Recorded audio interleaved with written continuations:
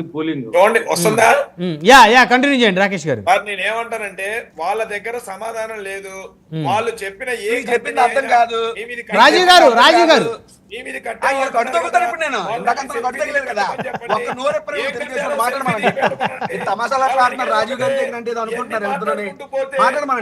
కాదు, చక్కగా మీరు గాంధీ గారి పేరు పెట్టుకొని మీరు ఎందుకో శాంతి మార్గంలోకి వెళ్లకుండా అహింసా మార్గంలోకి వెళ్ళాలనుకుంటున్నారు రాజీవ్ గాంధీ గారు.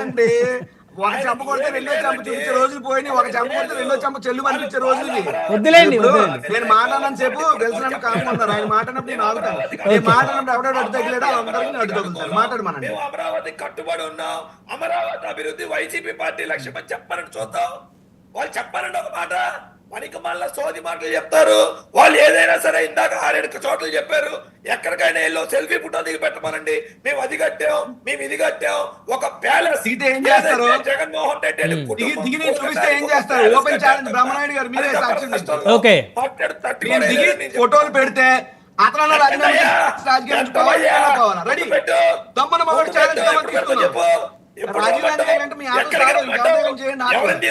నేను చెప్పిన ప్లేస్ మిమ్మల్ని తీసుకెళ్తా, లైవ్ పెట్టండి, చూపిస్తా, ఏం చేస్తాను చెప్పండి చెప్పండి. ఓ ప్రగల్భాలు పలుకుతా ఉన్నారు. రైతుల యొక్క కడుపు బాధని చూశారు, రైతుల యొక్క అన్ని మాటలు మాట్లాడుతున్నారు. 5 సంవత్సరాల కాలంలో రైతులకు వాళ్ళు చేసిన ప్లస్ ఏంటో చెప్పానండి. వాళ్ళు ఏ విధంగా రైతులకు ఉపయోగపడ్డారో చెప్పానండి. ఎవరు కాదన్నారు సార్? మేము ఆపేవా? చెప్పారండి అతను సమాధానం. ఇప్పుడు ఒక విషయం అండి, అమరావతి రాజధానికి వారేమీ వ్యతిరేకం కాదు అనేది వారి స్టాండ్. రాకేష్ గారు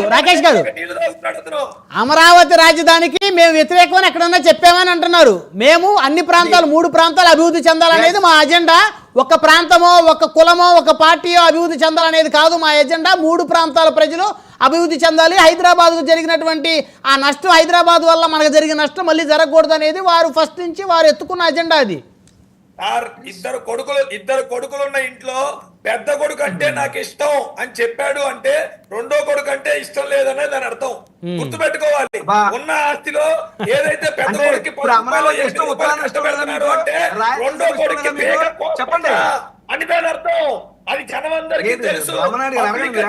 రాకేష్ గారు అంటే మీకు కాదు రాకేష్ గారు వారు ఏమడుగుతున్నారంటే మీకు రాయలసీమ ఉత్తరాంధ్ర మీద ప్రేమ లేదని అడుగుతున్నారు. మీకు రాయలసీమ ఉత్తరాంధ్ర మీద ప్రేమ లేదని వారు అడుగుతున్నారు.